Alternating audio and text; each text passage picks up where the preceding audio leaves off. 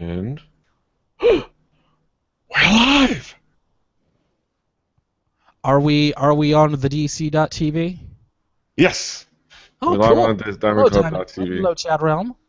Thanks for joining us Yes. again. Mm-hmm. All right, let What's me up, get myself fools? situated. Oh wait, what was I going to do? I was going to do this, and I was going to do this. Okay. All right, I'm going to quickly do the tweeter twatters. Are we tweeting it out? Mm-hmm. Let's tweeting it out. We're gonna tweeting it out.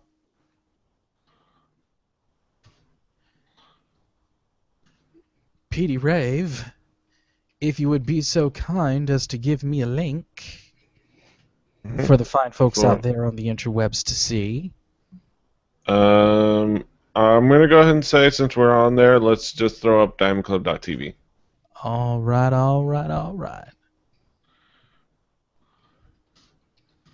Rave, on Sooner and El Swaggero.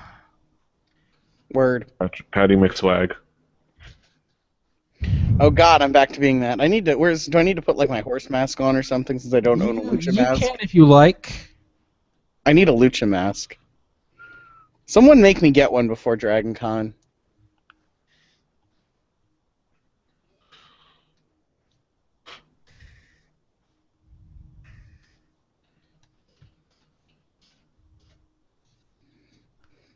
All right.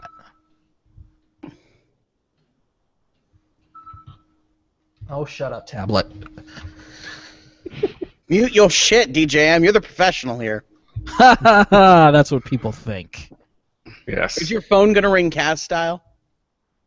No, it shouldn't anyway. All right. The bat phone?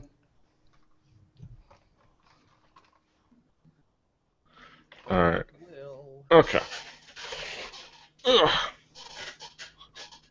Fanny Pack Wrestling. Welcome, fine folks, to DiamondClub.tv. Everybody ready? See, this is why yeah.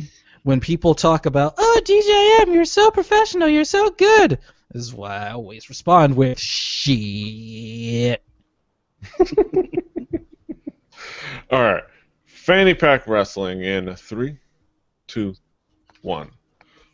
Buenos nachos, amigos, and welcome to another fine episode of the Fanny Pack Wrestling Podcast.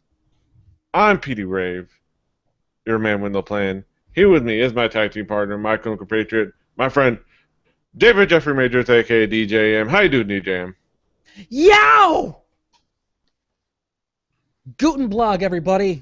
It's Fanny Pack time once again, and this week we're talking Shine, where we're talking women's wrestling. Tell us all about it, Petey Rave. We're talking about a promotion out of the state of Florida, Shine. It's interesting, similarly to giving Drew a women's wrestling episode recently without Addie Starr. I did give you, DJM, a female wrestling promotion without your favorite girl from Glasgow, Scotland. Glasgow, Nikki Scotland. Storm, However, Nikki Storm, also, but I will say this show does have Santana Garrett, and That's it what does I was have gonna Leva say. Bates. I was going to say, I did make up for it with having a show with Santana Garrett and Leva Bates. So hopefully that leans And toward hey, Petey, who knows? We may not have too many indie shows with Leva Bates for much longer. Who knows? Hashtag Blue Pants. Hashtag Blue Pants. We're talking about Shine Wrestling. They do continuous, very frequent iPay-per-views. Every event that they do is a numbered iPay-per-view. They do it out of the Orpheum in, I believe, Ybor City, Florida. How far is that from you, Petey? Like, would you be able to check the show out? If I got a license and a car and had money to pay for gas. Oh. Theoretically, yes. Oh. My bad. But I yes. didn't know. What you need is a friend with a car and money for gas. My bad. It's Yes. wrestling. My bad. It's me and Kaz. You co-host 2 podcasts with man children. You don't forget that. Right. You're right. I do. Yeah. You do. Of course, we have some fine guests with us, don't we, Deej? We do. Back on the show once again, 4-time Fanny Pack guesting champion, the legend that is Patty McSwag, a.k.a. The Swagger. Thanks for coming back on. Howdy do, guys. I feel like the sometimes third member of Demolition when I'm here. Like, you guys are holding down the fort, and once in a while you need to be in a trio match, and you call me in, and I'm the third. Yes, we do. And of course, joining us as well, another returning champ. We have the StormySooner herself, Natalie Serjeant. How you doing, Natalie? Doing good. Trying to. Hopefully, my Dallas Cowboys will not make a mess out of things as they're wont to do. Natalie, but I told you, these are. I hate to have to say this, my Detroit Lions we're talking about here. They'll be fine. They'll be fine. All right. Yes. All right. Yes. And of course, these are a couple guests that we have previously, for different shows, brought on to talk about women's wrestling. Patrick has been with us to talk about Shimmer. Natalie has been with us to talk about Women's Superstars Uncensored a while back. So I brought them together to talk about this particular women's promotion, Shine 23. And I have to ask, I'll start with Swag. What expectations did you have coming into watching a Shine pay-per-view, pay-per-view, whatever?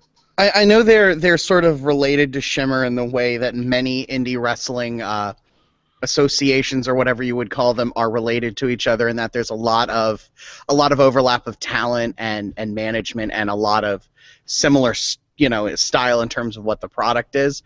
That was about all I had to know. I mean, when I looked at it, I saw a couple of names I recognized that I had maybe seen somewhere else or heard about, but mostly I hadn't seen most of these women wrestle before.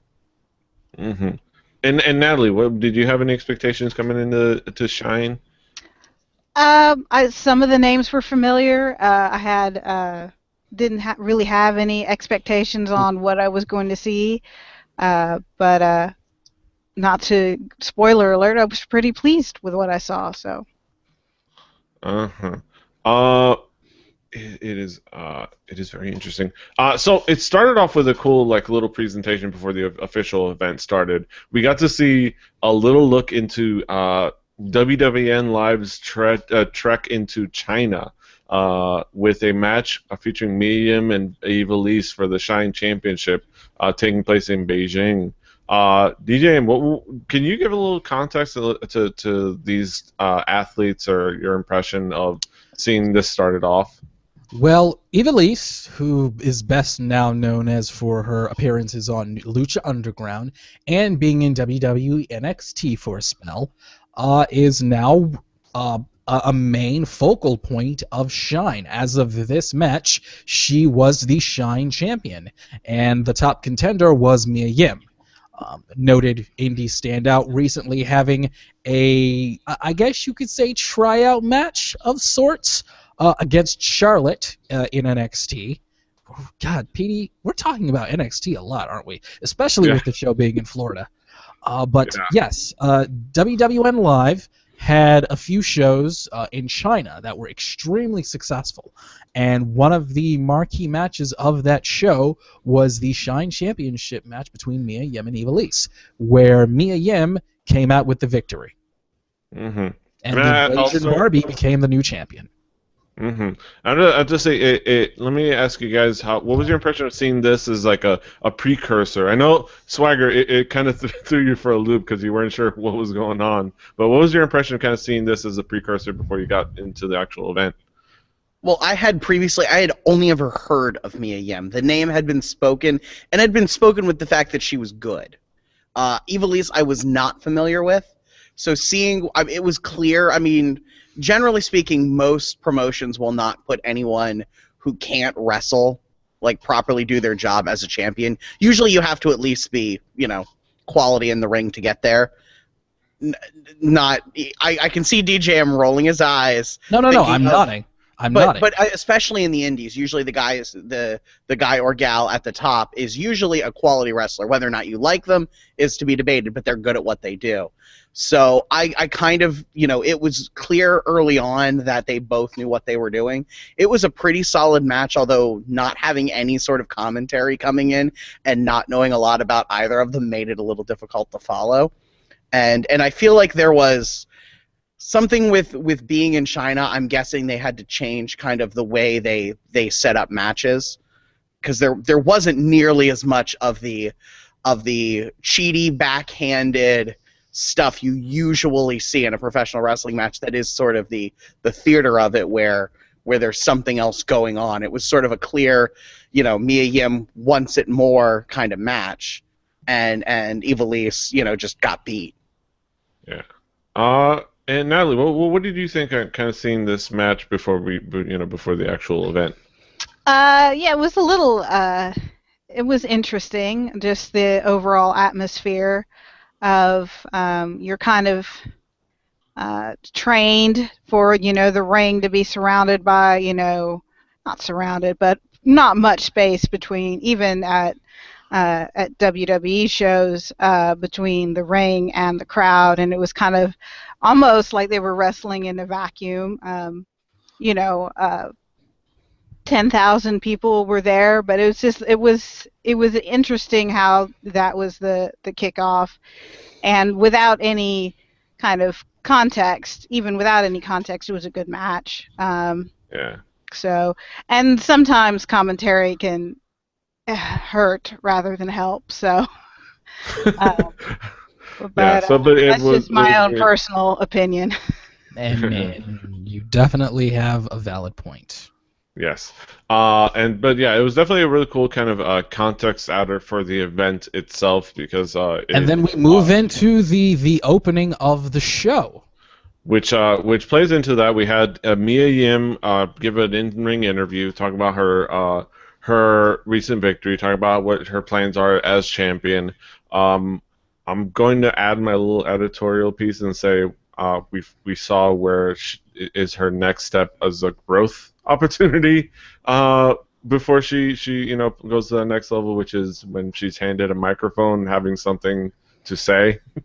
But we did add some context, and we had Ivelisse come out before her match to confront Mia Yim, and then of course have her match against Amanda Rodriguez, kind of like a showcase match. That was a squash match, basically. Yeah, it was a squash. It was a squash match.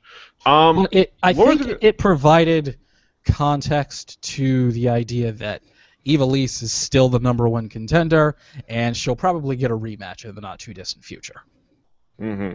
Yeah, she is still a beast, and she still wants someone to be reckoned with, and with her competition, it was very cool and interesting. What did you guys think of the kind of the open moments and the kind of the quick little squash match at the beginning of the event? Ivelisse is great on a mic like that. If there's a thing you're going to put against her and Mia Yim, just being sort of the two people that are the top of this promotion right now, girl can talk on a microphone and entertain and be good. It was a longish squash match. I mean, she just beat the crap out of this Amanda Rodriguez girl, who in my note taking, I didn't even say anything about, which is probably a sign that she just didn't have an opportunity to do much. For all I know, she could be very talented, but I didn't get to see it in this match. Ivelisse obviously it's building this, what I assume will be a sort of I'm going to run through everyone to get my belt back sort of storyline, which is fine. I like that story, like the I'm going to destroy all because I want my belt. Yes. Great context. Natalie, what did you think of kind of the opening moments? Well, I will second the opinion that a growth moment for Mia may be, a little bit of stick work. I mean, the job of the babyface is to at least be, competent. It's the heel that has to do all the work, to fire up the crowd and say that's my title and blah blah blah. You gotta talk them into the building, kid.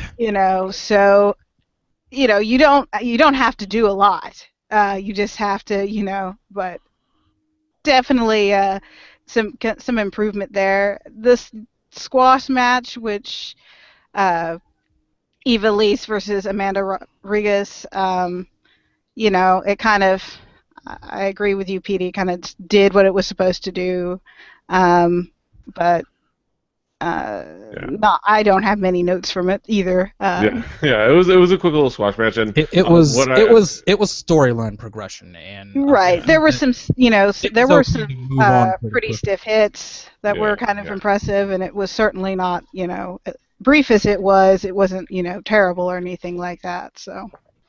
And once again, it provided me an opportunity to listen to Eva Lise come to the ring to whack a flock of flames. I love them gun sounds, and kind of be embarrassed at how much I got into it.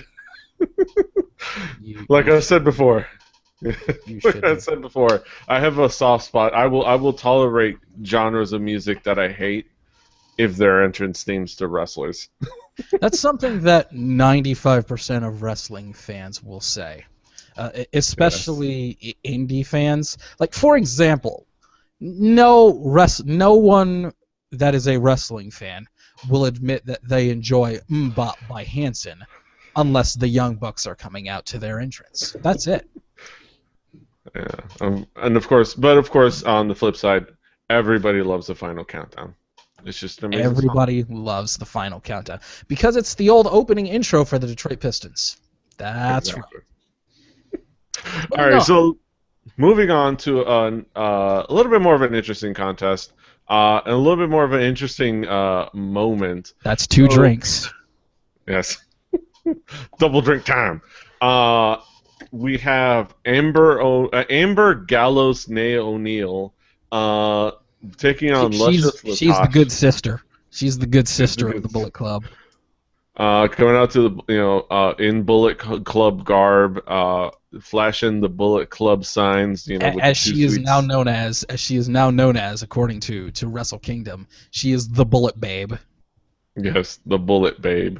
Amber O'Neil, or actually now she announced herself as Amber Gallows, Naya O'Neil, and ending up in a no contest, and it was kind of a fascinating kind of because I remember Amber O'Neil, and this seems like, and correct me if I'm wrong, this is a departure from her previous characters.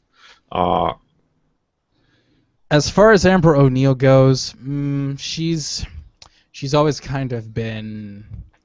I don't know much about Shine. Honestly, I haven't watched a lot of Shine, but everything I've known about Amber O'Neil, she's always kind of been the, how do I put this, the mean girl with Southern twang.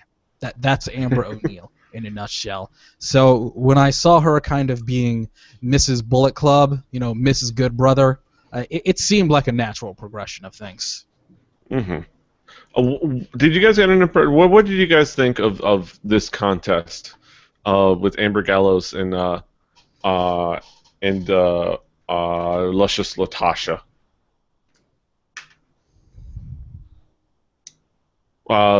Patrick, what did you think? All right, good talk. It was very quickly going to become a squash match. And then there was the inevitable interference, and a challenge was issued, and a match was hypothetically booked, and that was about it.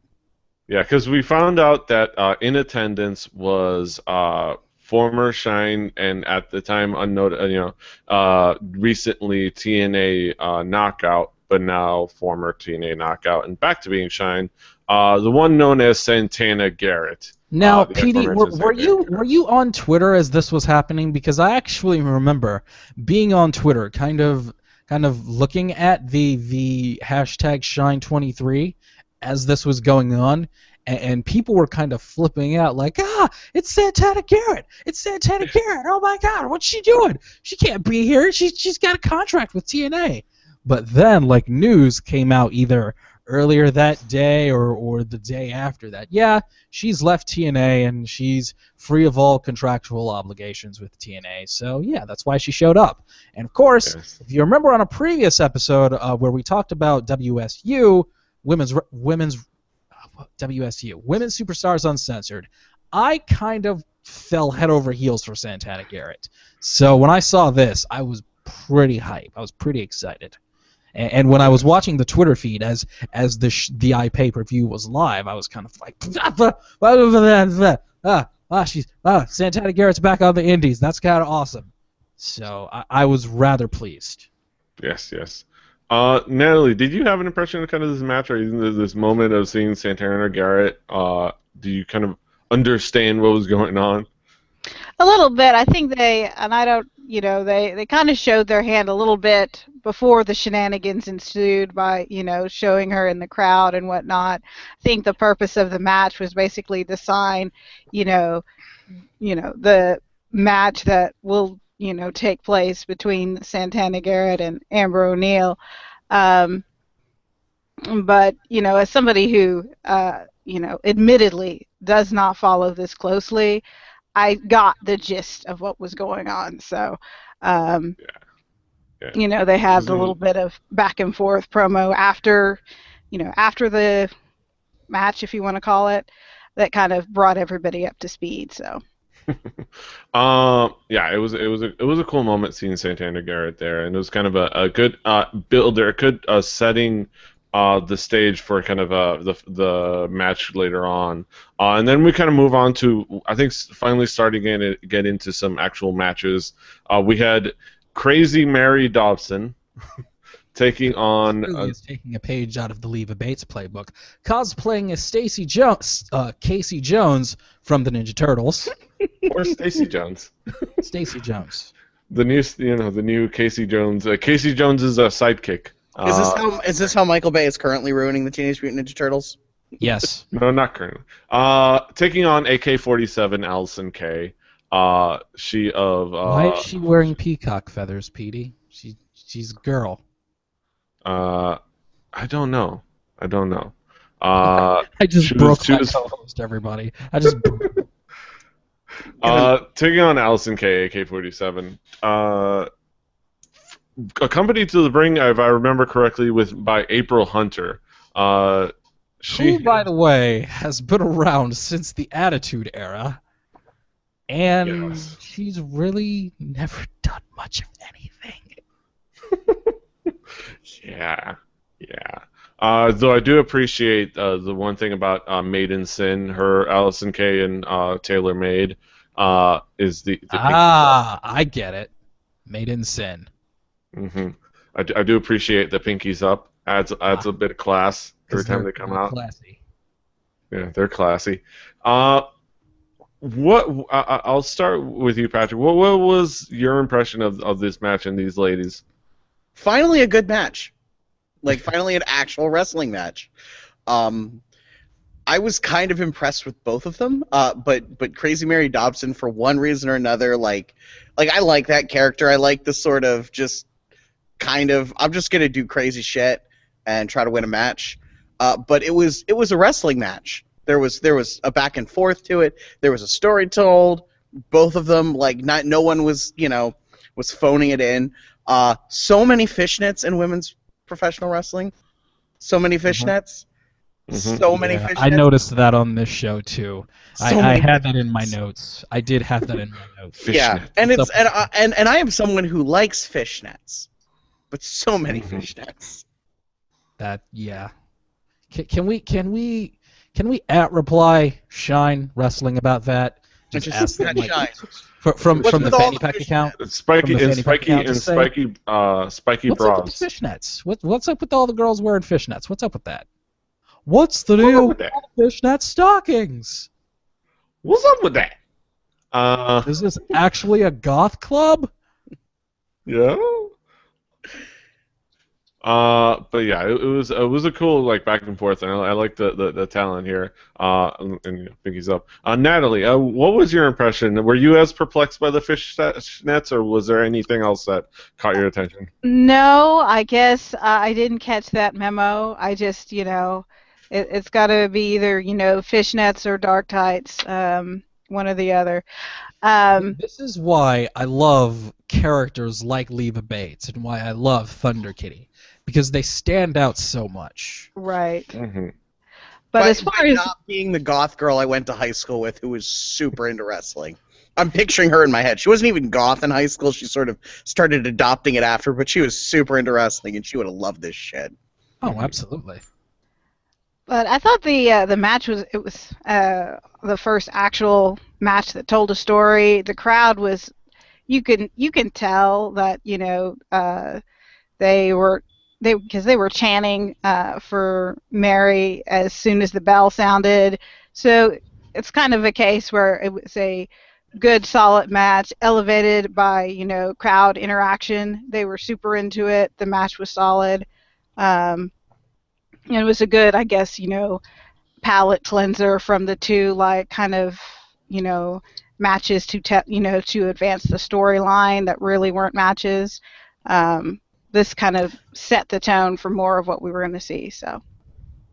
Yeah, it was a cool contest, and it kind of Allison Kay is a pretty cool quality wrestler, and you got to appreciate the spiky bra. The spiky bra has some.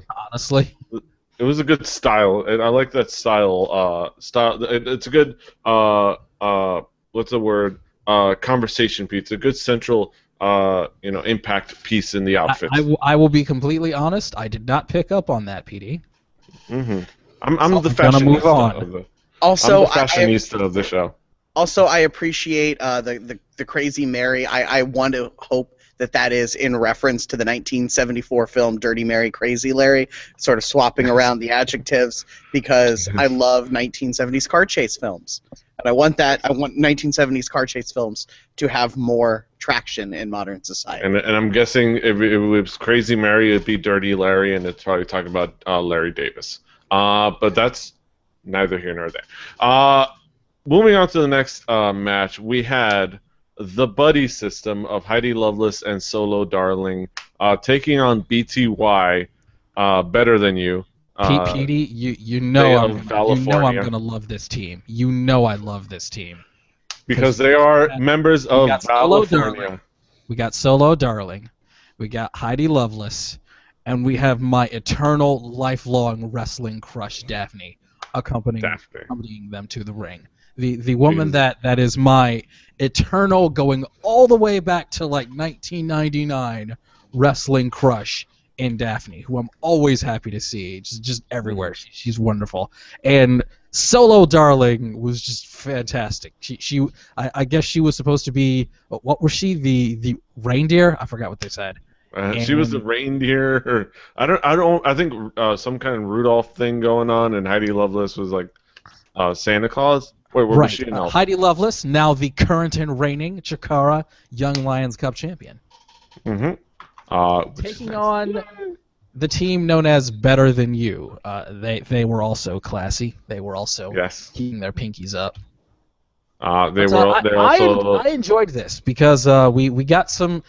One thing I noticed that I really did like about Shine, what I really liked about this event, was that it was very well booked. Like, every match on the show had a story and tied into something and had meaning.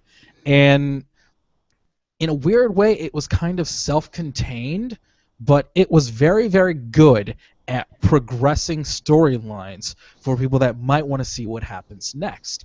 And this match really put that on display. I really liked how you knew who the heels were, you knew who the baby faces were, and the commentary, even though I didn't like a lot of things about them, they did a pretty good job of explaining the why throughout this whole show. And I think this was the first match where I really started noticing that they were actually telling a lot of stories on this show, and that was really, really good.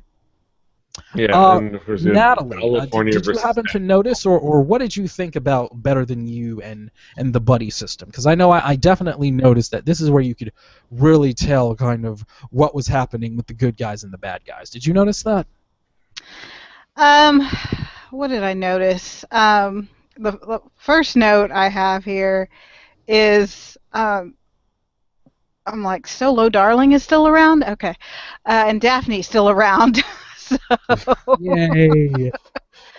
Because, not to date myself, haha, but, my memories of Daphne are me being in college watching, WCW. So, but it was, it's good to see her.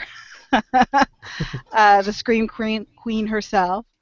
As far as the match goes, I thought it was a very good match. I think we're at there is a definite lack on, Monday Night Raw, on heck, even in the indies themselves, of good, solid, you know, female tag team wrestling. Heck, I mean, the guy on the guy side is not much better, but it was enjoyable to watch. Heels being heels.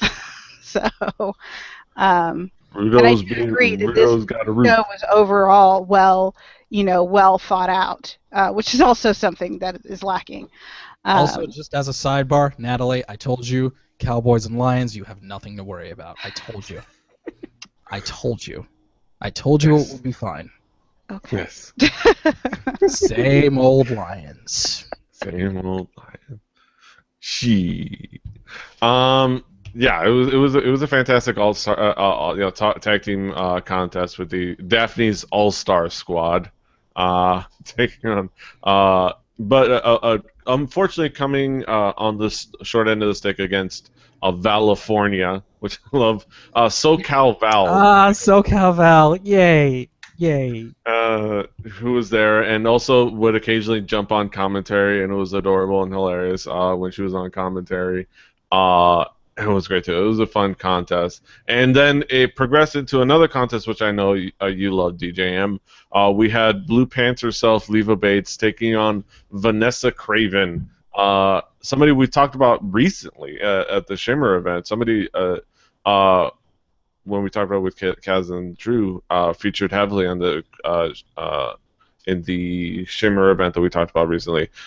She of being 6 foot, whatever. I think 6 foot even. Yep, 6 feet. The tall for a lady, monster. Taking on Leva Bates, cosplaying this time as Gamora from Guardians of the Galaxy. Yes, Ooh, fantastic. For a second, I had thought, even though I had spoken to her on Twitter earlier in the day, I said, "Hey, it's She-Hulk." But then I thought, no.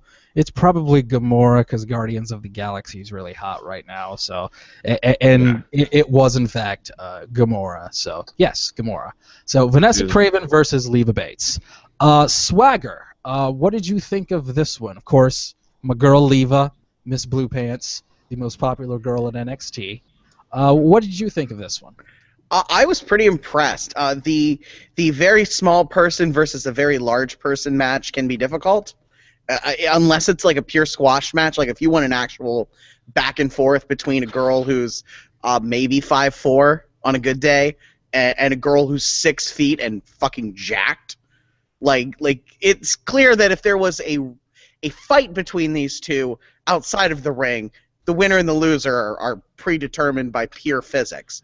But in the ring, it worked really well.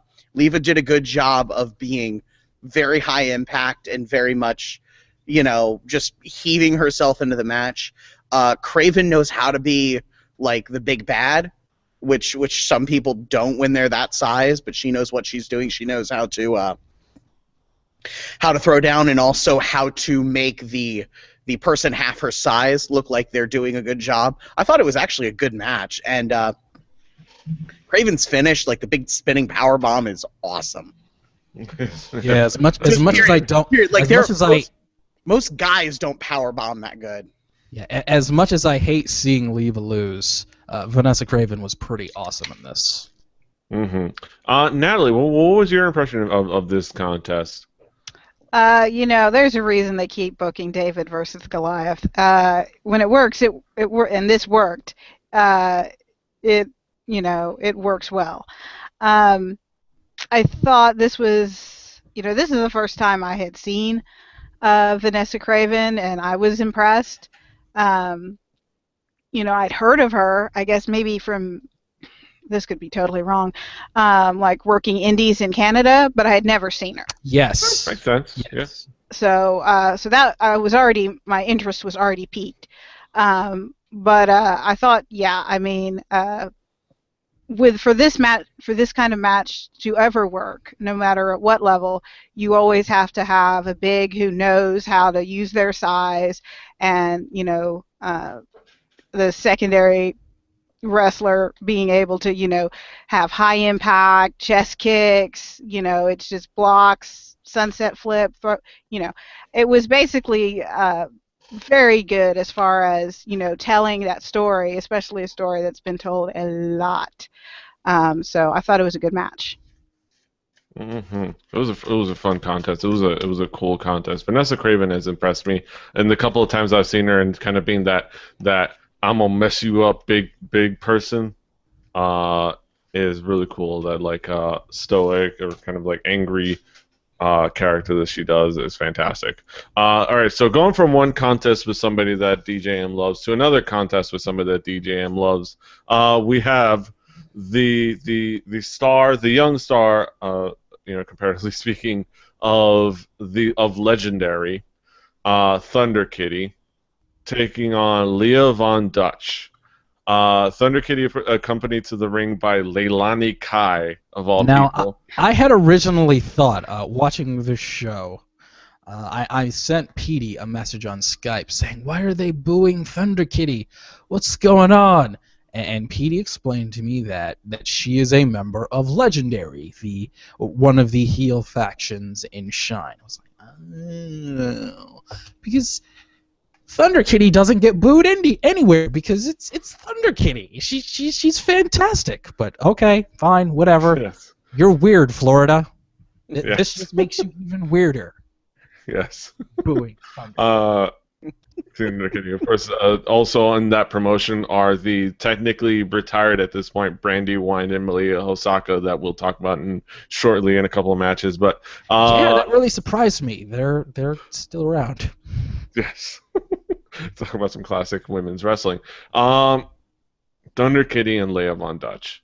I think this is the first chance that either of you have gotten a chance to check out Thunderkitty. I saw Thunderkitty yes. in King of Trios with Chikara, and I was like, I don't know what this girl's thing is, but I like it because it is so genuinely different than anything I've ever seen before. I mean, it is definitely, there's a lot of tribute to like the very early women's wrestlers, but girls. Yeah, the Johnny Mae Youngs, the Mildred Burks. Like the long ago sort of thing, but also just sort of, and I don't want to say this offensively, she's very average. She doesn't look like a crazy athlete. She's not clearly on the juice. She's very much she's not on the gas. Woman who wants to wrestle. She's like a woman who wrestles, and her character is everything. She is, as they used to say, a ladies' grappler. Yes. I think that's a good word for it, and she's a character in the best possible way. And I think fits really well in like among the let's kind of roll back the curtain and say actually old women's wrestler, unlike her who plays old. Mm-hmm. She actually fits very well in that kind of stable, and I think they do a really good job of kind of creating that, building upon her character with these actual legendary kind of veteran wrestlers. However, Petey, I would say, during this match, is it just me or did the crowd seem kind of not enthused in this match? They seemed a bit flat. It could be. I think. Or was it just that? It's hard to say. I don't know. Maybe it's just because this is where Shine books their venues, or it's either seemed like by this match the crowd was kind of flattening out, or maybe not everyone was all that into this. I don't know what was going on. It would be hard to say what exactly we could attribute it to. But Natalie, what was your impression of kind of Thunderkitty? Had you gotten a chance to see Thunderkitty before? I want to say I maybe caught, oh God, it was a couple of years ago, and I may get the promotion wrong, and assuming the promotion still exists, like LCW or something like that. But it was several years ago, and she was working as a face at that time. But it was a really short little match that I had saw previously. This is the first time I really got to see like her whole shtick, short of a a long promo thrown in there. But I did enjoy it. Um, I liked that, not only her look is very old school, the way she wrestles is very old school, and yeah, she is cribbing a lot from, the older lady grapplers, but she's also stealing, from the guys too, from that era, as far as, as far as from her look with the the athletic socks peeking out of the old school wrestling boots that are striped, something Bob Backlund would wear. um but the match itself, I did notice the crowd was kind of not totally into it as they were earlier, but the match itself I thought was very enjoyable because both, you could tell that, these two ladies have probably wrestled quite a bit, and Lanani Kai is, always entertaining. Um, and, they're two very well-defined and entertaining wrestlers in there, so, sometimes the crowd is, who Now, knows what's Petey, going on for with them. me, I need you to do this one for me, Petey.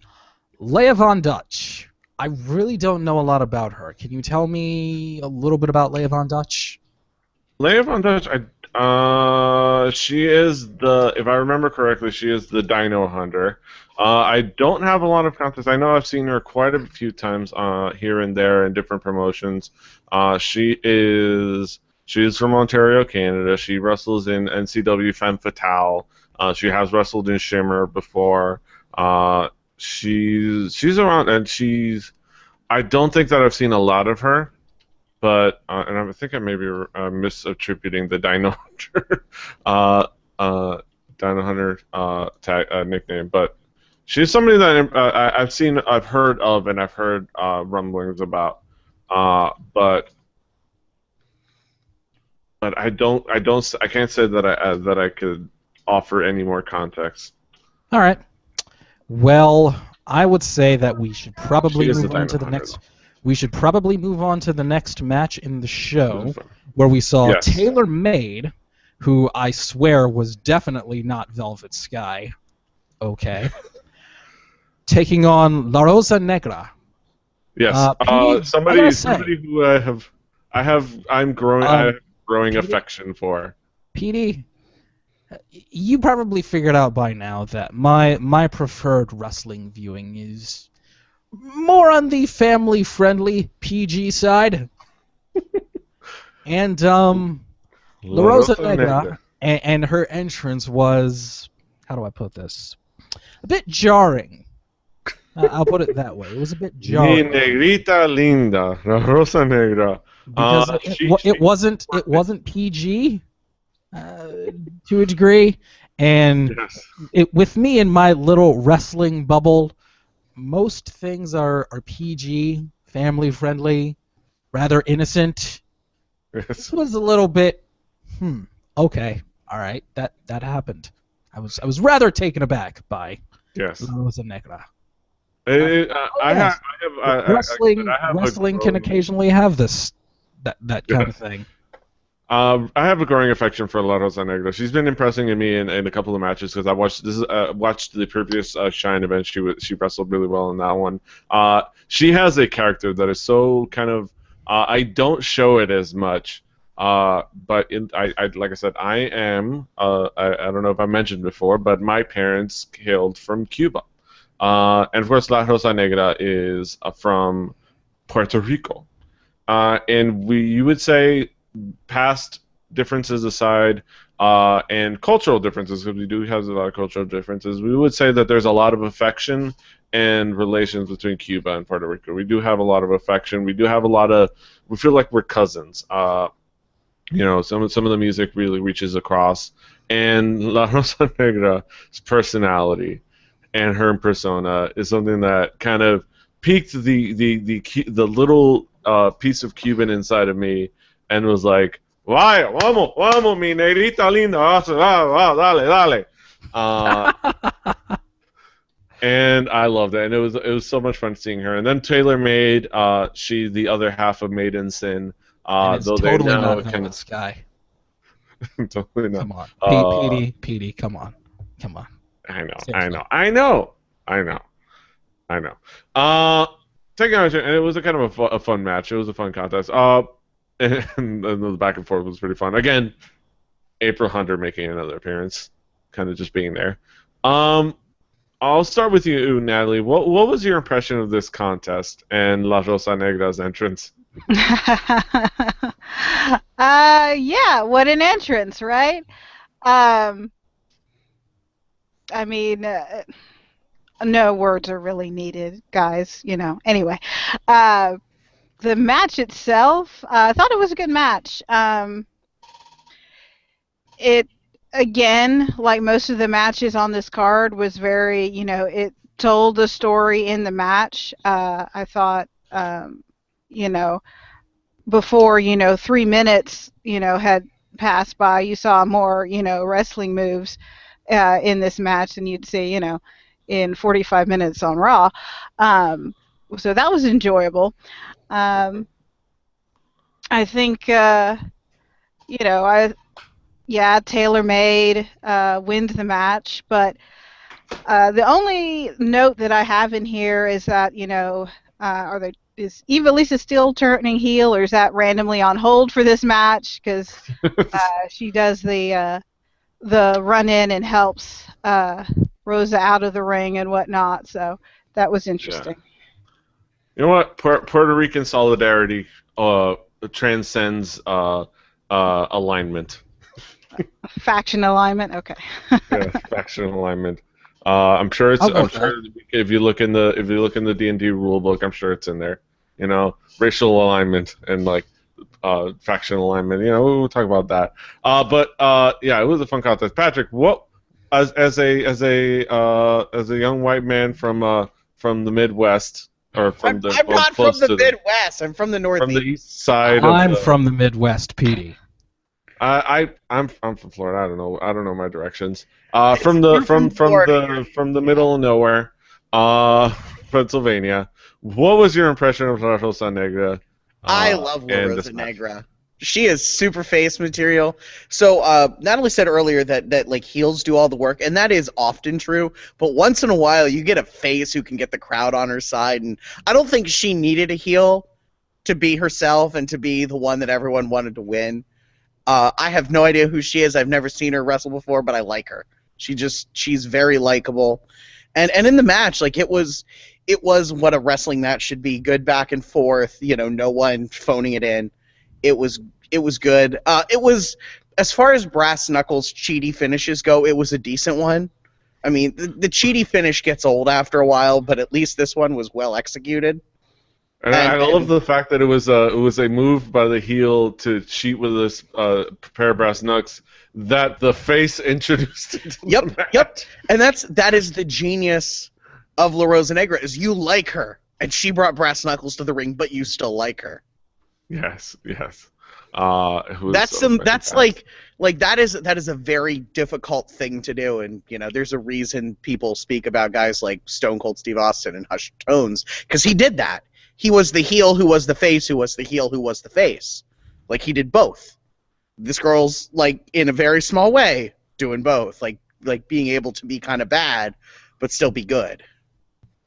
Yeah, it was so much fun kind of seeing the contest, and I grew my growing affection for La Rosa Negra, mi negrita linda, going even further.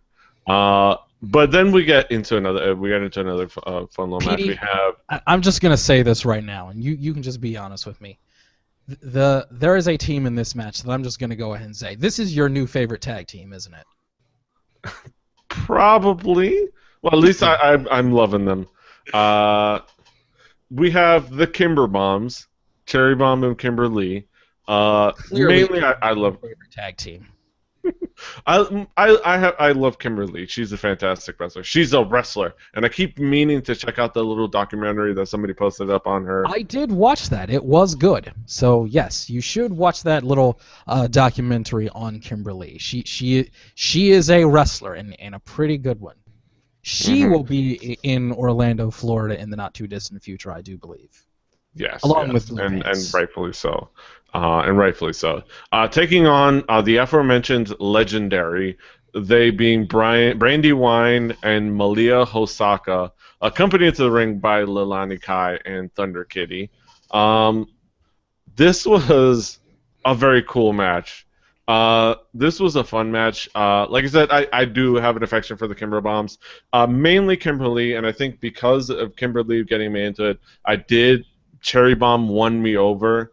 Obviously, my first impression with Cherry Bomb was us watching that CZW show where she pretended to be, that whole thing with her and Pepper Parks and things like that, and I was like, okay. Those are my first impression, but I imagine that's a lot of your people's first impression. But this won me over, and I love seeing them. They're so much fun and kind of silly. But them going for the tag team championships that Legendary was holding at the time. More fun tag team wrestling, right, Natalie? As you said before, more fun tag team wrestling. What was your impression of this match? Oh, this was a lot of fun. I mean, you had Legendary. We're going to, stomp on the flowers brought out by the Kimber Bombs. I mean, that kind of, fun shenanigans to start the match.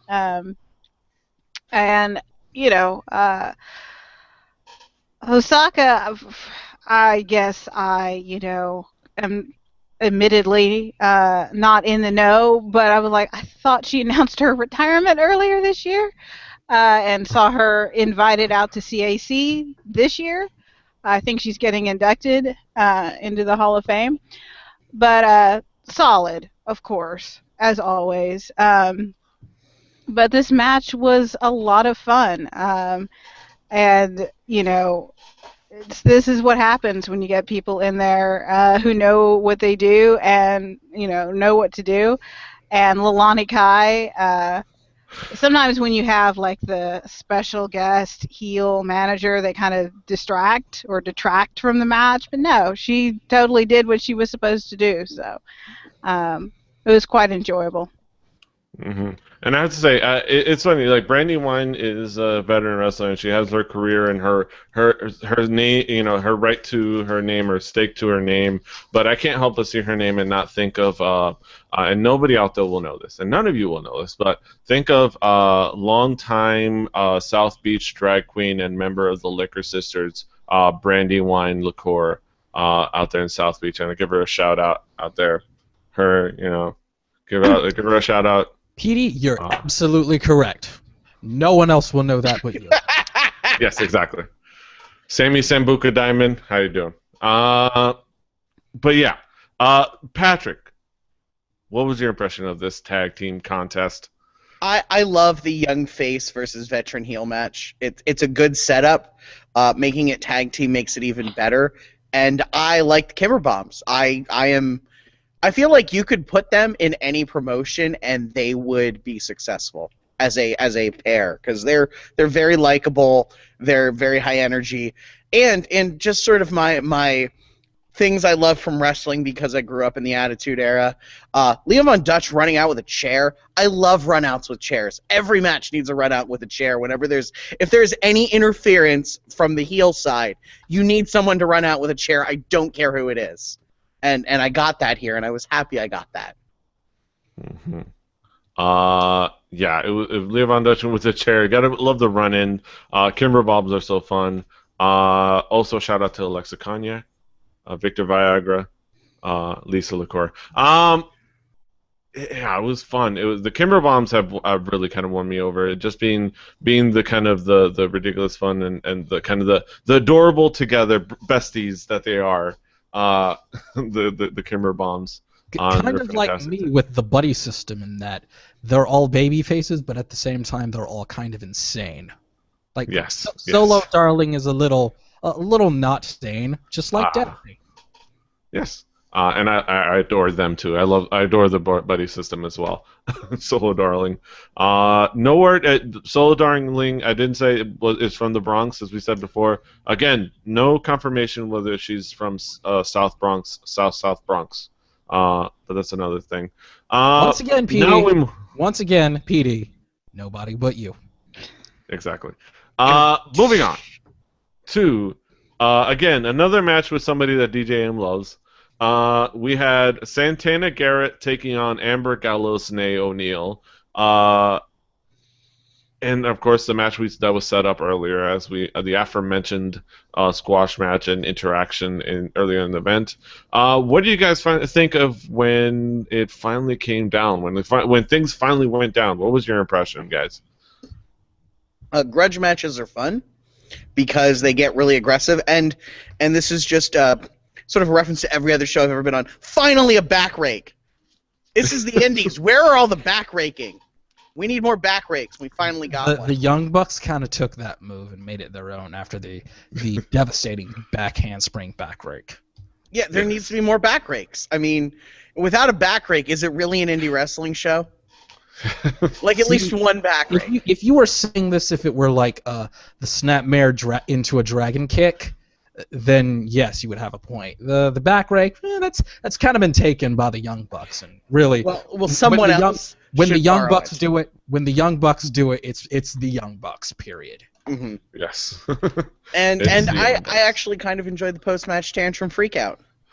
Because that's a thing you get in women's wrestling that you probably don't get in the more traditional men's wrestling, because like girl wrestlers are allowed to express emotions that aren't just broing out and being angry. So it was fun to see just the freaking tantrum at the end. Which really, why don't we allow men to throw tantrums?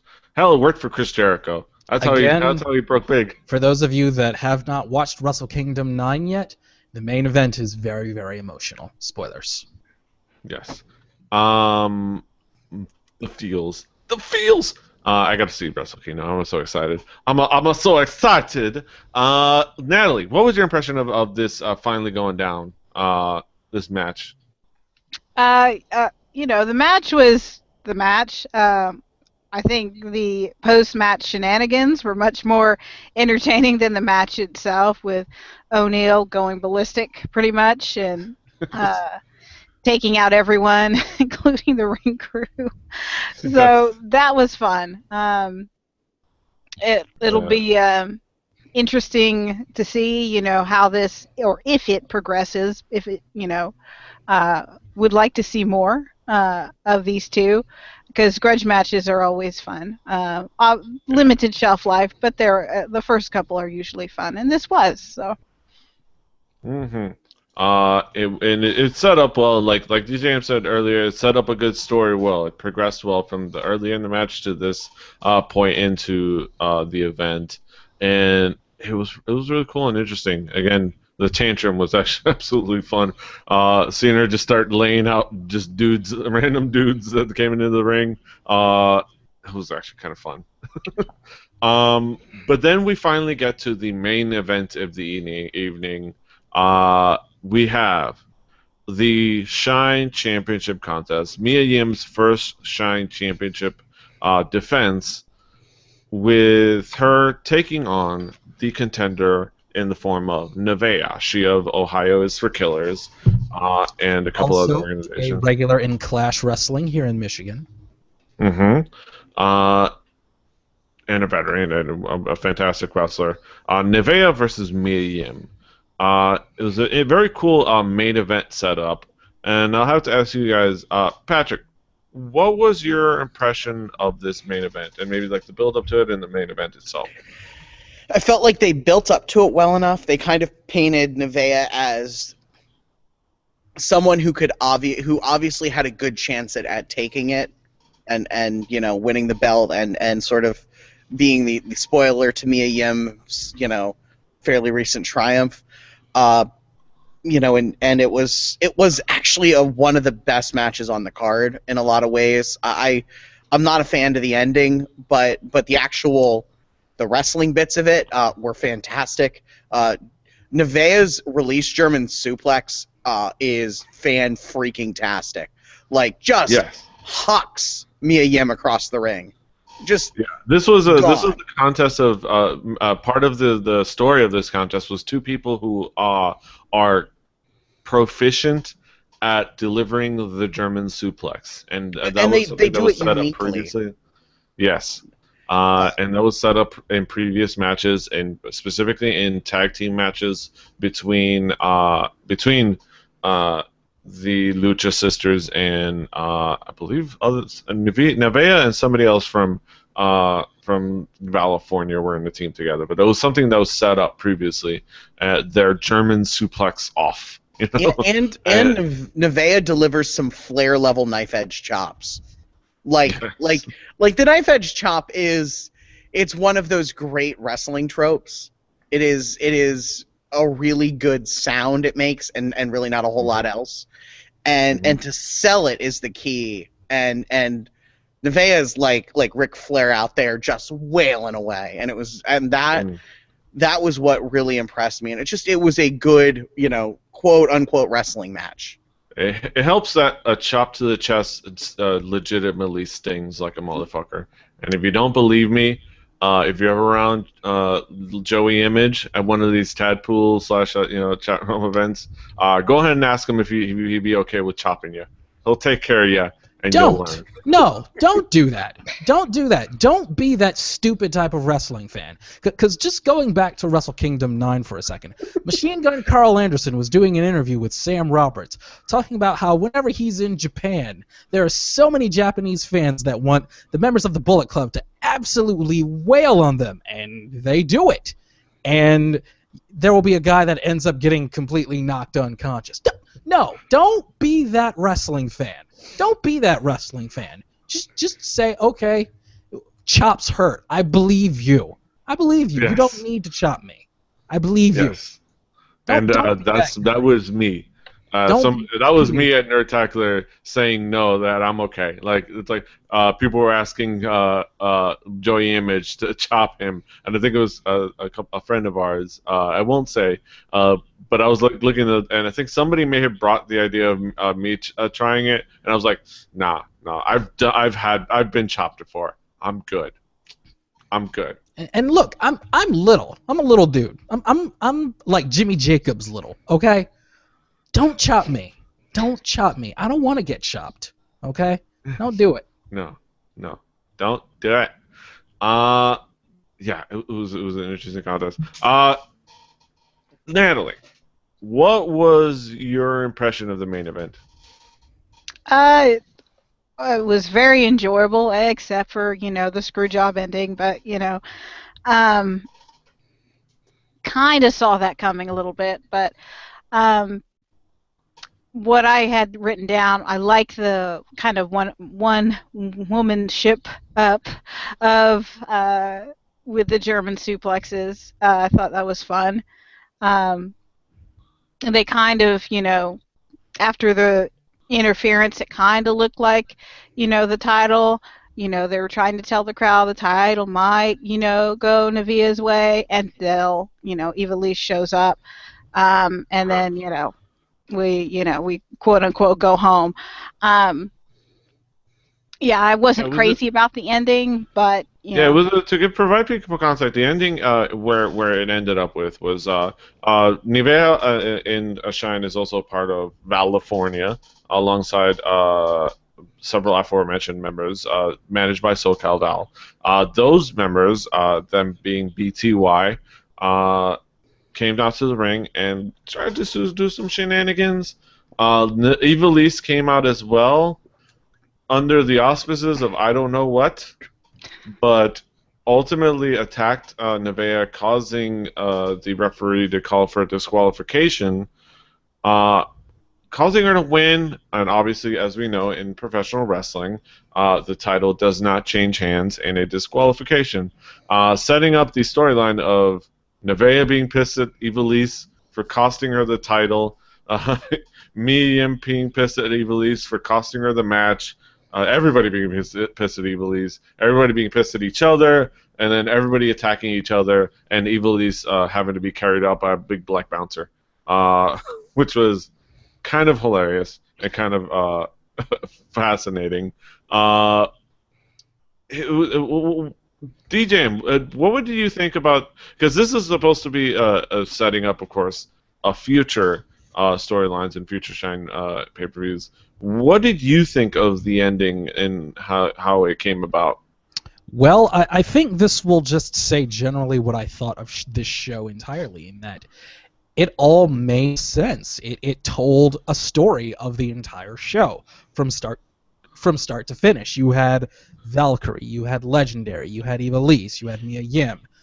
It all worked from start to finish, and you don't see that, especially on the indies, very often. So for as much good wrestling as this show had on the whole, I'm going to give Shine Volume 23 a couple of extra bonus points for storytelling. They actually had a very well-booked story for their show, and to continue on to the next one. So I say very well done from start to finish.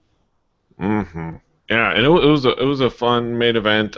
You could, and I'm with you, DDM. It made sense. It built something really cool in the main event. But definitely, I understand what you guys thought of, like, kind of.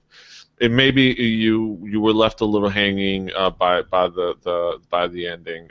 But it set you up to hopefully check out more Shine.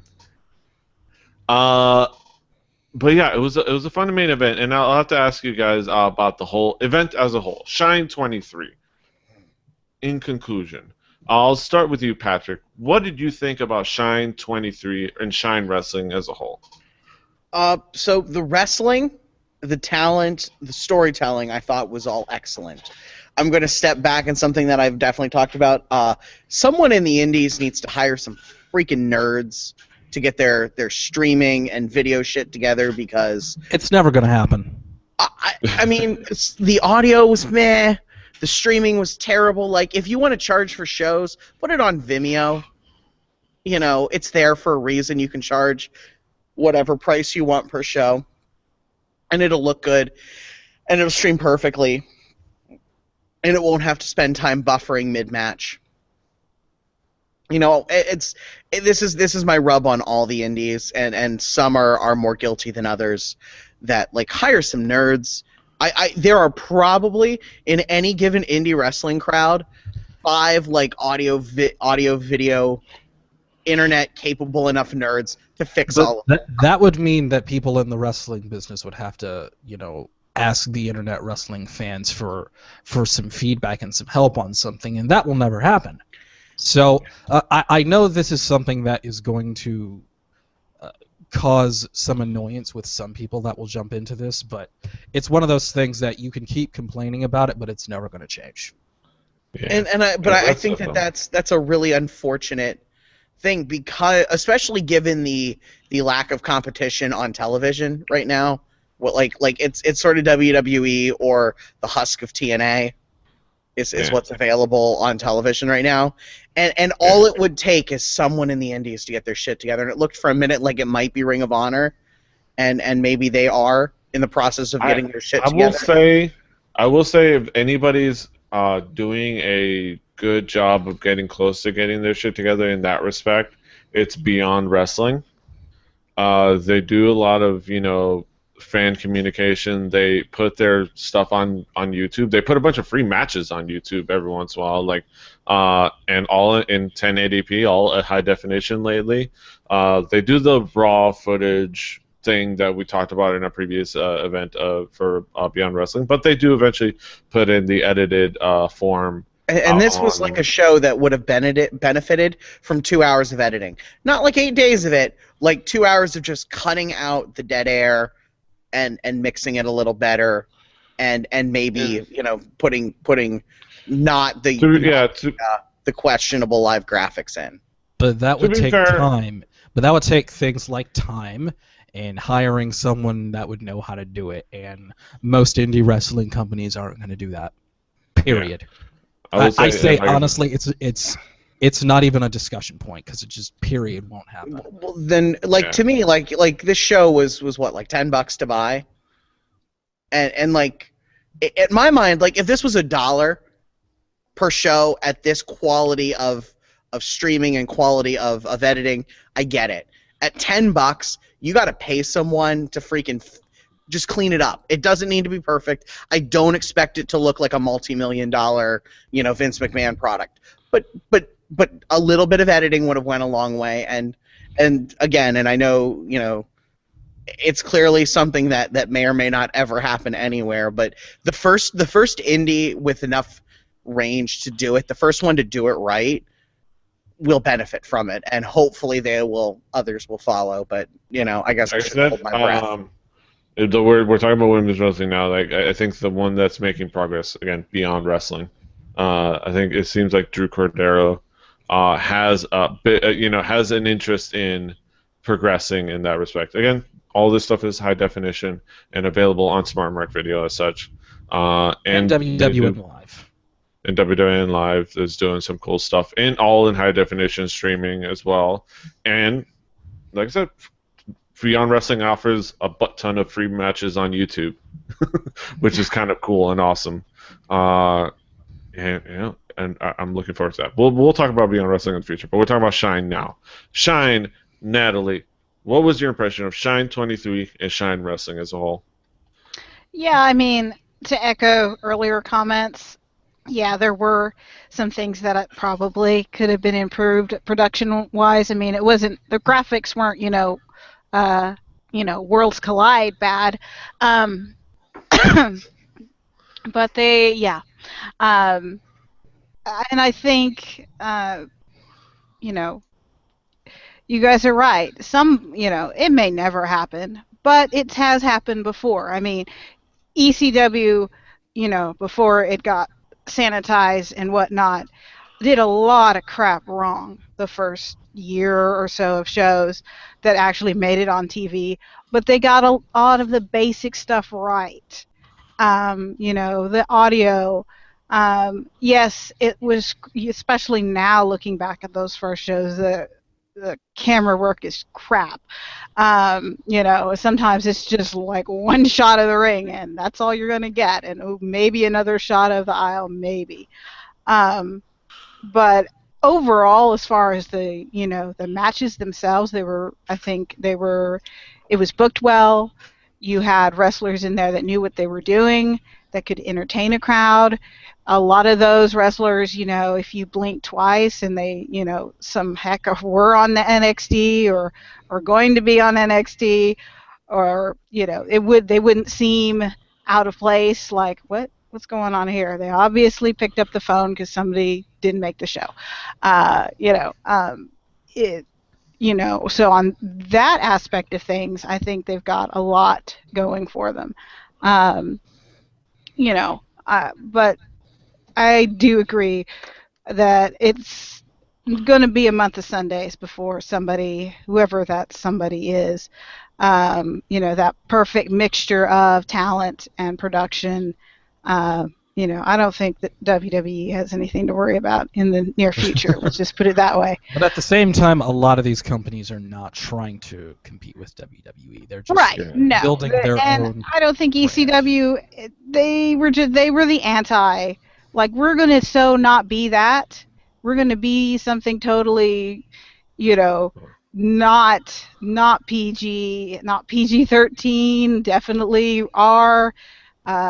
Definitely, thank goodness we edit our shows before they actually get put on TV.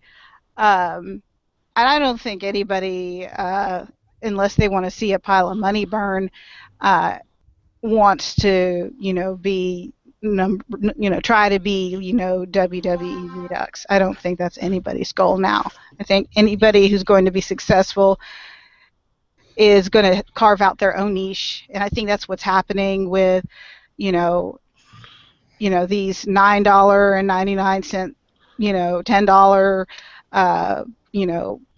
pay-per-view matches.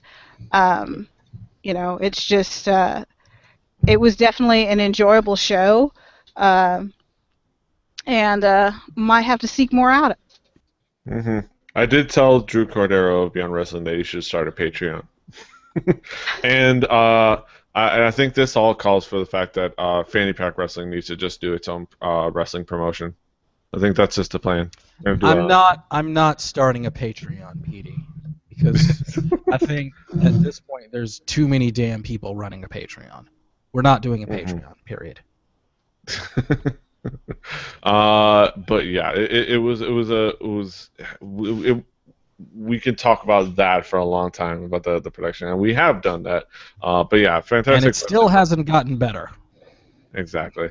At least not on the whole. But yeah, DJ, what was your takeaway after this match? What was your thoughts on Shine 23? Well, I pretty much said what I thought overall. It was a very well booked show. Shine seems to have an idea that makes them a little different from other indie promotions. Instead of just having very light storyline based moments, they threw in a good number more of storyline to go from one show to the next, which is good. That's needed. Indie wrestling companies do that, but not to this extent, and I thought that was a good thing. You clearly knew who the heels were, who the baby faces were, and what was happening, what was going on, one person to the next. You had real storylines, and it made you want to see what would happen on the next episode. Mm-hmm. I didn't much care for the commentators, and as much as I hate beating a dead horse and repeating myself, the way commentators often don't get the references that Leva Bates is making with her costumes and the places where she's announced from, the way a lot of indie wrestling commentators don't get those references, it's pretty disappointing. They need to up their game on that one. Mm-hmm. Also, Shine was a little less PG than I'm used to, so that kind of caught me off guard. So if you have kind of adjusted your taste in wrestling to be a little bit more on the family-friendly PG side, I would say that it's a little closer to PG-13, so just be aware of that. And overall, it was pretty enjoyable. It's a very good storyline based wrestling company that is one that you might want to stay tuned for. And almost no blatant sexism. Yes. Women's wrestling without blatant sexism is kind of like it's sad that we have to maybe mention that, but like these were women who were athletes and wrestlers, and that's all they were. Some of them happened to be attractive, but that was not what they were sold on. They were sold on being wrestlers, and that was cool. Or their personas or attitudes or motivations or the stories. Yeah, they were sold as characters. About. Yes, Agreed. As a whole rather than one-dimensional. And of course, La Rosa Negra was who she was, but even it was part of her persona, but that was a complete character. It was a complete character that was fleshed out. It wasn't just one thing about her. She didn't walk out in body paint. And only body paint. Like, it was none of that nonsense. Like, she came out and she wrestled a damn match. Mm-hmm. Yeah, I think overall we can say that we were pretty fond of Shine Wrestling. Patrick, what is your haiku about Shine Wrestling? Oh, wait, that's the other show we do. That's the other show. Patrick, crossover. Speaking of haikus... I'm going to make you go through the Rolodex again, PD. No, we're going to work on expanding our guest list. But Patrick, let's talk about what do you got going on? Drew and Kaz come back. God no. But what Patrick? What do you got going on the internet these days? So I do a music show where we do among other things haiku reviews of albums. It's called Record Breakers. I do it with that PD fellow who hosts this show. RecordBreakersPodcast.com at 4 Record Breakers on Twitter. I'm at the Swagger on Twitter. Go listen to our show. Listen to our play the home game. I recommend the home game. Listen to an album you've maybe never listened to, and then hear a bunch of music nerds argue about it. And yes, it's actually become an okay show. I hear it was nominated for an award recently. Supposedly. I don't know whether we won or not because that's out of the loop I've been the last week. There's an award ceremony for this stuff? Is we lost to the obvious winners in that award show. There's an award and show. with a thing of the DKM people. has left one side of the internet and moved back to another. Yes. Speaking of that, you want to check out the A3K network over at anime3000.com, you can. I will be the new host of the weekly A3K podcast in the not-too-distant future, along with the now officially returning Nanashi Anime podcast on the A3K network. Soon coming, Anime League sports talking show Hyperforce Team Go. Myself and Ash Snowshoe will be covering the International Anime League. Of course, as always, back at the mothership, if you will, DeltaJulietMike.com, shooting the shit with two nerdy black guys, myself and one of PD's other hosts, hashtag Rolodex, Brandon Cooper, King Kaz. We lather on about stuff. And as always, on the tweeter's water at whatever. My mic's falling. I'm ready. Yes. My mic's falling. Natalie, before you are at StormySooner, right? At you got anything else you got to plug? Yes. I'll plug caulifloweralleyclub.org. The reunion is coming up. I just got an email. They are inducting, they're going to give the Luthaz Lifetime Achievement Award to Jerry Briscoe. So that's pretty cool. Do they have another future legend? I haven't seen that come across. They may have already announced that, though.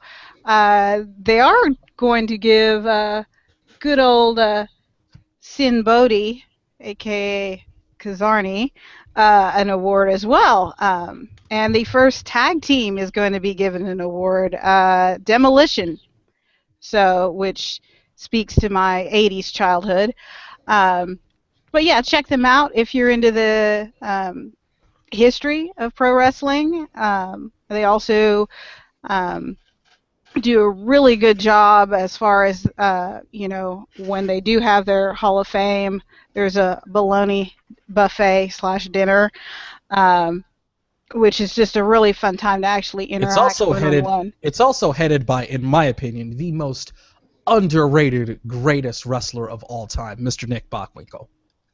Nick with Bockwinkel. One of the best names of all time in all. He is truly an all-time great and criminally underappreciated in the wrestling world today. Agreed. Yes. So check them out. Yes, check them out. StormySooner, The Swagger, Just Call Me DJM. I'm PD Rave. Check us out, FannyPackWrestling.com. You can catch us every other Sunday, every other Sunday, at hopefully DiamondClub.tv or at the very least on FannyPackWrestling.com. You can check us out every other Monday with the fully kind of put together blog post on the YouTube, youtube.com/RebelliTV. We're here every other week. We might actually start doing some guidance in between the regular episodes. So we'll see. Check out Fanny Pack WP if you really want to be updated. We'll put up the information up there. That's it. iTunes, Pocket Cast, we're on there too. At last I checked, we're all over the place. Check us out. Share, subscribe, like. That's it. Until next time. Of course, like I said, Sunday nights is Chinese food night. So Petey, I have take it home, Petey. Your fortune cookie for this episode. People rely on your dependability. In bed. Exactly. Naked. Until next time, hasta los huevos. Toodaloo? Annyeong. Natalie, Yes. are you seeing what people on Twitter are saying about the Lions and the Cowboys game? The refs one? That's all I'm seeing on Twitter is that the refs That's won. all